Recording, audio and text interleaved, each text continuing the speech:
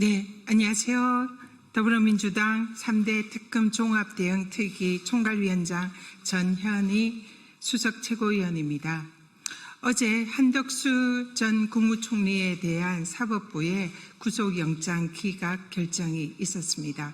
사실상 내란에 대해서 중대 혐의자에 해당되는 그런 역할을 한 한덕수 전 총리에 대한 구속영장 기각 결정에 대해서 매우 깊은 우려를 표명합니다. 한덕수 전 총리는 범죄 혐의도 심각할 뿐만 아니라 또한 사실상의 증거인멸 가능성도 있는 매우 심각한 그런 상황입니다. 자신의 범죄 혐의를 적극 부인을 하면 흔히 법조계에서는 증거인멸 우려가 있다고 합니다. 그럼에도 불구하고 한덕수 전 총리에 대한 납득할 수 없는 법원의 영장에 대해서 저희 3대 특검 법원의 영장 기각 결정에 대해서 저희 3대 특검 특위에서는 오늘 기자회견을 통해서 규탄하는 성명을 발표하고자 합니다. 아울러 어제 내란 특검에서는 안규백 국방부 장관에 대해서 내란에 대한 철저한 진상규명과 또 사후 대책을 촉구하는 방문을 가졌습니다. 거기에 대해서도 오늘 기자회견에서 저희들의 입장을 밝히고자 합니다. 우리 언론인 여러분들의 많은 관심과 보도 부탁드립니다. 감사합니다. 법원은 한덕수 전 국무총리 구속영장 기각으로 인한 국민적 분노를 직시해야 합니다. 더불어민주당 3대 특검 종합대응특별위원회는 이번 법원의 기각 결정을 깊이 우려합니다. 대통령이 친일 쿠데타라는 헌정 파괴 행위 앞에서 국무총리라는 국정 제2인자가 헌법을 지키기는커녕 내란의 정당성을 부여하려 했다는 혐의는 결코 가볍지가 않습니다. 그럼에도 법원은 위증과 증거인멸 우려가 농후한 피의자에 대해 영장을 기각했습니다. 국민 눈높이에서 도저히 납득할 수가 없는 결정입니다. 법원은 이번 기각으로 내란 세력에게 아주 잘못된 신호를 보내주었습니다. 허위 개헌 문건 폐기라는 노골적 증거인멸 의혹마저 외면한 것은 사법 정의를 후퇴시키고 사법 신뢰를 근본적으로 흔드는 위험한 선택입니다. 국민들은 이미 윤석열 전 대통령 구속 취소라는 석연치 않은 판결을 지켜봤습니다.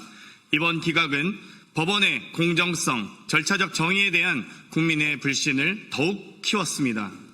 법원의 권위는 투명성과 공정성에서 나옵니다. 이를 스스로 무너뜨린다면 남는 것은 불신과 분노뿐입니다. 우리 위원회는 특검이 이번 결정에 주저하지 말고 보강 수사 후 영장을 반드시 재청구하여 내란 공범 세력의 범죄를 끝까지 규명할 것을 강력히 촉구합니다. 이미 국민들 사이에서는 내란 특별재판부 도입 요구까지 나오고 있습니다. 법원은 민심의 경고를 결코 가볍게 여겨서는 안 됩니다. 더불어민주당 3대 특검 종합대응특위에서는 내란 세력에 대한 완전한 단죄가 이루어질 때까지 국회 차원의 모든 역량을 총동원하여 특검을 뒷받침하겠습니다. 2025년 8월 28일 더불어민주당 3대 특검 종합대응특별위원회 일동. 내란 특검 종합대책위원회 위원장 김병주입니다. 어제 저희 위원회에서 국방부를 방문했습니다. 안규백 국방장관을 면담을 하고 여러 가지를 확인을 하고 요구를 했습니다. 현재 국방부에서는 자체 조사를 하고 있습니다. 내란에 대한 진상을 밝히기 위한 자체 조사를 하고 있는데 그 현황에 대해서 보고를 받았고 그리고 저희들이 거기 여러 가지를 요구를 했습니다. 내란 특검이라든가 내란과 관련해서는 현재 수사가 이루어지긴 하지만은 빙산의 일각입니다. 실제 출동한 부대 12.3 내란 당시에 국회라든가 성관이라든가 출동한 부대와 외환죄에만 집중돼서 수사를 하고 있습니다. 그러다 보니까 빙산의 일각으로 수사가 이루어지고 있어서 국방부에서 광범위하게 조사를 하고 관련 내용에 대해서 징계할 사유는 징계하고 특검으로 고발할 사항은 자료를 넘겨서 고발 조치를 해서 특검에서 하도록 업무도 요구를 했습니다. 관련해서 기자회견문을 낭독하도록 하겠습니다. 예, 내란 특검 대응 TF의 이현희 의원입니다. 존경하는 국민 여러분, 내란 특검이 12.3 내란의 실체 규명을 위해 최선을 다하고 있으나 상명하복 군 조직 특성과 사건 발생 9개월이라는 시간 동안 군의 광범위한 증거 인멸로 인해 사건의 핵심에 도달하지 못하고 있습니다. 국민이 반드시 알아야 할 핵심 사항은 다음과 같습니다. 첫 번째, 윤석열과 김영현, 여인영과 노상원 일당이 언제부터 비상계엄 음모를 세웠고 언제부터 본격적인 준비에 나섰는가. 둘째, 윤석열, 김영현, 여인영, 노상원은 비상계엄을 통해 무엇을 얻고자 했는가. 즉, 그 최종 목적이 무엇이었는가. 국회 파괴와 영구 집권으로 국헌을 유린하고 어떠한 정치 구조를 새로 세우려 했는가. 대한민국 정치 질서에서 자유롭고 민주적인 선거 제도를 무너뜨리고 그 대신 도입하려 했던 전두환식 비상 입법기구의 역할과 구성은 무엇이었는가.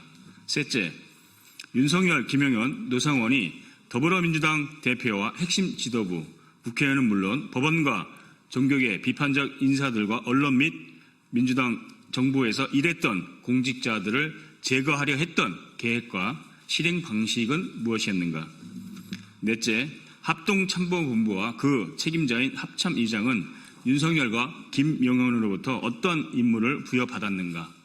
어떠한 북한의 도발 징후도 없는 상태에서 계엄령이 선포되자마자 합참본부로 복귀하는 도중에 경계태세 2급을 발령한 근거와 내란의 연관성은 무엇인가. 다섯째, 비상계엄이 최소 2023년 12월부터 논의되기 시작한 바 2023년 말에 진급한 군 장성들과 국방부 주요 지휘자들이 계엄 준비 및 실행에 가담한 실체는 제대로 파헤쳐지고 있는가. 여섯째, 지난해 6월 4일 실시된 9.19 남북군사 합의 효력 정지와 확성기 설치 이후 다방면에서 진행된 대북 군사행위의 전모는 무엇인가. 각종 서해상 포사격 훈련, 군사분계선 이남에서 아파치 헬기 작전, 10여 차례에 달하는 무인기 평양 진입 작전, 오물풍선 원점 타격 계획과 그 목적에 대한 충분한 수사는 이루어졌는가. 외환 유치를 위한 무분별한 행위가 정보사령부의 대북 접촉으로 이어졌다는 정황이 있음에도 불구하고 과연 제대로 수사가 진행되고 있는가. 여덟째, 2차 내란을 기도한 윤석열과 공동전범들에 대한 수사를 방해하기 위한 검찰과 법원의 행위에 대한 진실규명은 이루어지고 있는가. 아홉째, 사건 전모를 밝히는 데 핵심인 노상원 수첩과 관련한 대질신문 등 수사가 원활하게 진행되고 있는가.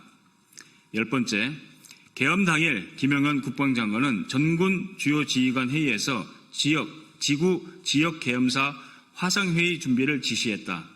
전국의 모든 행정권과 사법권을 장악하겠다는 의도로 볼 수 있다. 실제 계엄사령부 산하 3개 지구 계엄사령부와 25개 지역 계엄사령부는 상황실을 설치 중이었거나 설치를 준비했다.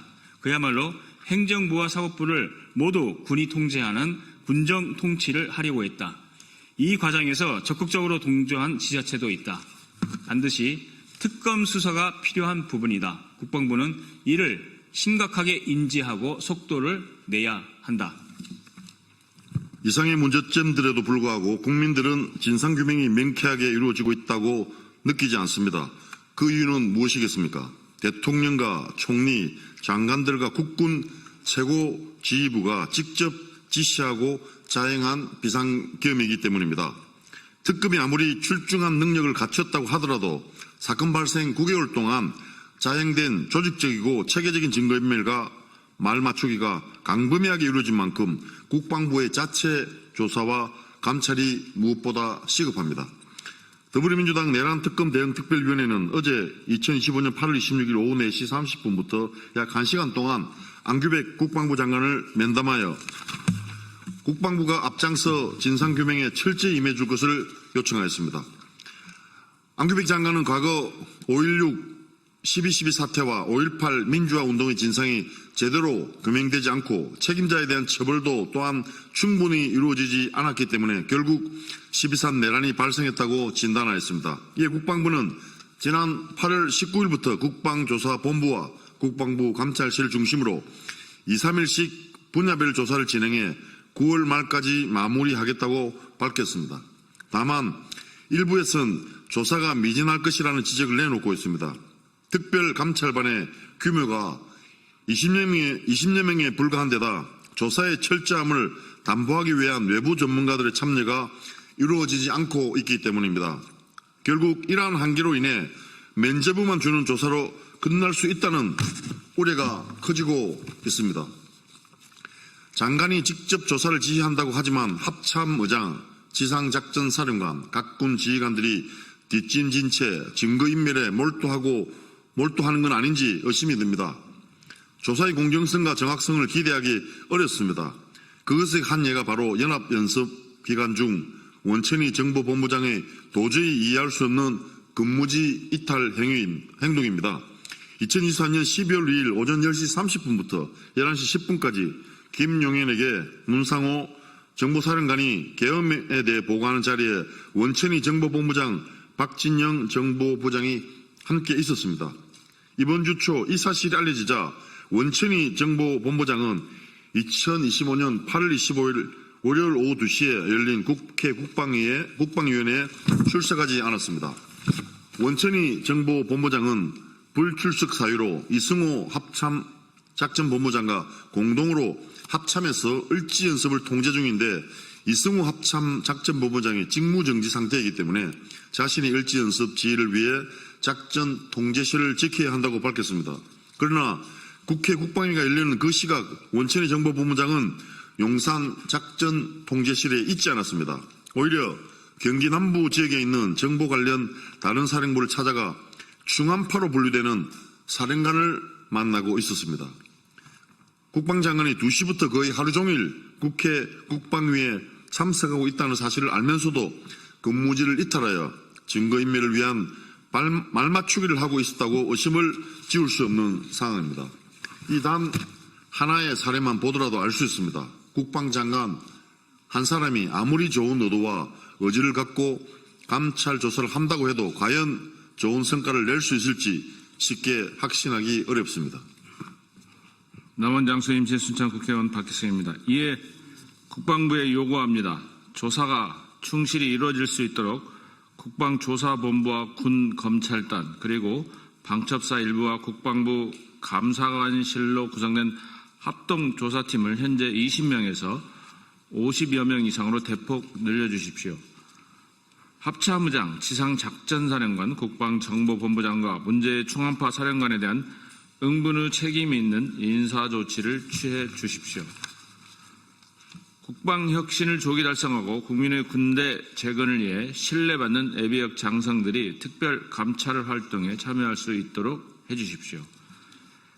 상부 지시에 의해 부득이 임무를 수행한 주요 지휘자들과 영관급 장교들에게 과거를 바로잡을 기회를 부여하고 내란 제보와 수습에 참여할 기회를 보장하며 어떠한 불이익도 없을 것이라는 점을 분명히 해 주십시오.